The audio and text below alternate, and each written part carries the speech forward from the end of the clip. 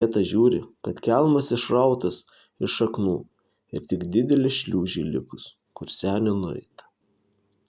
Mat negalėdamas ištraukti barzdos jis kartu nusivilko ir kelmą. Dabar visi trys ėmė eiti tą šliūžę ir priėjo didelį akmenį. Žiūri, po tuo akmeniu plati skylė tiesiog į žemę.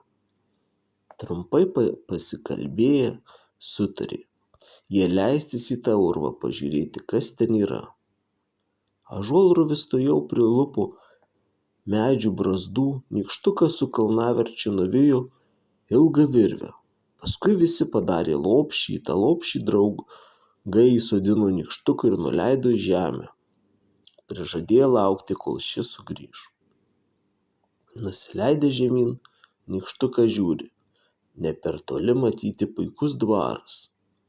Nuėjo į tą dvarą, įėjo į vieną kambarį, viskas gražiai ištaisyta.